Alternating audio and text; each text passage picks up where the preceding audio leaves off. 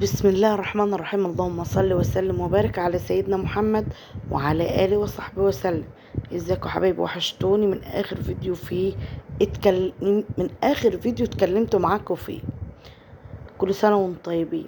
هو الفيديو ده بقاله يعني اقول ايه، بقاله شوية كده، بقاله اسبوعين، بس انا اللي ايه مكسلة، او بمعنى اصح حالتي يعني النفسية مش مشجعاني ان انا اعمل حاجة. المهم اول ما تشوف الفيديو تصلوا على النبي، اهم حاجة واهم من اللايك واهم من اي حاجة. تصلوا على النبي وتسموا بالله، وبعد كده بقى تحطوا اللايك. تمام. دي تجهيزات لايه؟ لاول ايه؟ لكتب كتاب بنتي البكرية. اول ما شافت عيني من البنات. المهم كنا زي ما شفتوا كده بنحضر بقى، بنعمل تجهيزات، لان هي مخطوبة في القاهرة وجاي لنا طبعا ناس غريبة، مش غريبة يعني عننا، لا، جايين من بلد بعيدة او بلد تانية يعني. فطبعا لازم يتغدوا ونقدم لهم. ساعات بحس ان انا بتعثر في الكلام، مش عارفة ليه. نقدم لهم واجب، علشان طبعا جايين سفر. ودي العروسة اللي بتقول اهو ده كله بيعمل عشان خاطر انا العروسة. قلت لها ماشي يا ست العروسة. المهم ده كان اختها ولاء، وادعوا لها ربنا ينجحها ويكرمها في الثانوية العامة. يعني قالت اليوم ده في ده العروسة بتاعتنا الأبلة دعاء. فحضرت لنا الفطار. احنا زي ما شفتوا كده، احنا كنا بره في الصالة بنعمل التجهيزات، نقور كوسة، نقور بتنجان، سلطة، الصلصة، بتتقطع بقى طبعا الطماطم دي علشان تعمل صلصة.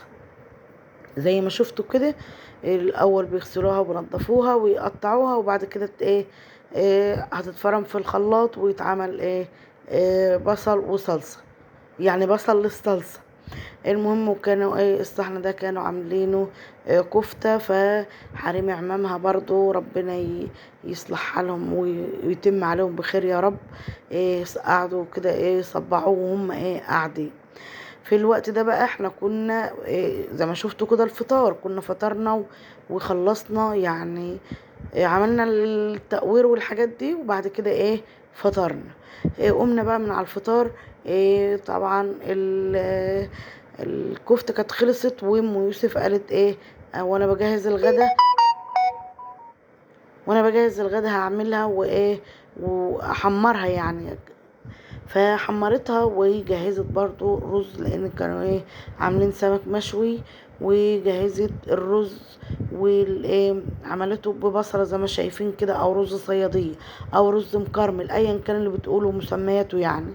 والفراخ اللي شفتها من شوية دي مطلعينها بقى، كانت متنضفة ومحطوطة قبلها بيوم في التلاجة، علشان نعملها مشوية، او نتبلها ونبيتها في الفريزر او التلاجة، وتاني يوم نشويها في الفرن زي ما هتشوفوا معايا في الفيديو اللي بعد كده.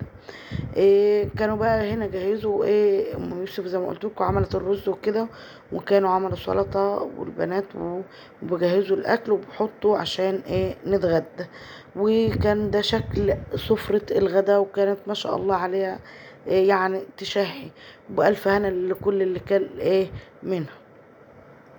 وبعد ما خلصنا ده كله وخلاص بقى الجو هدا كده، قلنا بقى نتبل الفراخ ونعملها تتبيلتها ونخلص كده وننجز في الوقت. طبعا عملنا كمية بصل فريش وتوم فريش وكمون وفلفل اسود وكزبرة وبهارات فراخ وبصل بودر وتوم بودر، وبرضو بهارات مشكلة وسكر. وسكر. عندك عسل ابيض ما يضرش، زي الفل، 100 فل و14، ومعلقه شطه كده، عشان كنا نخليها سبايسي شويه. تمام. وكمان حوالي تلت كوبايه دبس رمان. يعني اقول بتخلي الدنيا في حته تانية، رغم ان انا يعني ما اكلتش منها، بس كانت ريحتها قلبة الدنيا. المهم في الوقت ده كنا قلت بقى ايه تبلهم ونخلص منهم، ويبقى اهم ونزاح من على دماغنا علشان نفوق لحاجة تانية. جبت بقى المكونات دي والحاجات دي زي ما شفتها كده، ونجيبها نضربها ضرب مبرح، يعني كلها ببعضها لعند ما ايه ما تتجانس كده وكله يدخل في بعضه. وبعد كده نجيب لهم ايه الفراخ. الفراخ بعد ما اتغسلت ونضفت، هي طبعا كانت زي ما انتم شايفينها مغسولة اصلا من قبل ما تتحط في الفريزر، بس احنا طلعناها برضو في مية واتغسلت تاني واتقطعت واتظبطت وايه وكله تمام ايه موت فل 14. وبعد ما اتقطعت واتحطت كده هنحطها بقى في التتبيلة دي، ونمسكها برضو ايه نجيب اللي تحت فوق واللي فوق تحت، ونقلب الايه اللهم صل على سيدنا محمد التتبيلة دي برضو في الفراخ، عشان كلها ايه تشرب من بعضها، وما يبقاش في حاجة فوق ما طلهاش يعني التتبيلة، ولا حاجة تحت ايه زايدة عن اللي فوق. ايه المهم نقوم جايين بقى ايه ماسكين الكله، ونقوم مقلبينه ونحاول ايه نخلي كله ايه يدخل في التتبيل. وبعد كده نمسك السكينة بقى، واقوم جاية عاملة ايه للوراك وللصدور وكل حاجة ايه فتحات كده، علشان برضو كله ايه يشرب من التتبيلة، لان طبعا الصدور بتبقى من ناحية تانية بتبقى جامدة او ناشفة، ما بتدخلهاش التتبيلة بسهولة، او هي برضو ما بتستواش بسهولة. مسكت الوراك من عند المفصل كده، اللي هو بتاع الدبوس، عشان برضو يدخل لها التتبيلة من كل ناحية، عشان زي نظام توزيع كده على الورك من فوق ومن تحت. ونفس الحكاية في الصدر من عند المفصل من عند الجناح كده. كنت انا في الوقت ده بقى نسيت عصير الليمون. عصير الليمون مسكت كام ليمونة كده، يعني انا مش فاكرة العدد بالظبط، بس عصرت حوالي ربع كوباية او نص كوباية، لا مش نص، تلت كوباية ليمون، علشان برضو بيساعد بيخليها ريحتها حلوة وطرية وبترد الزفارة ويعني ما اقولكوش. المهم قلت يعني بقول لكم عصرت حوالي تلت كوبايه عصير ليمون، لان انا كنت نسيته بصراحه، وحطيت معاهم القشر برضو بخلي له ريحه حلوه كده.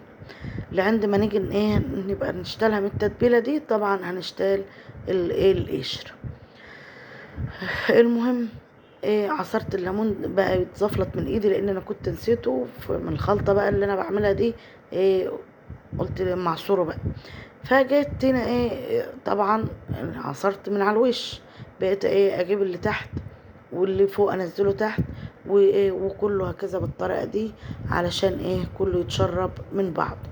في الوقت ده بقى يعني انا ظبطتها تمام التمام، وادخلها اغطيها وادخلها الفريزر.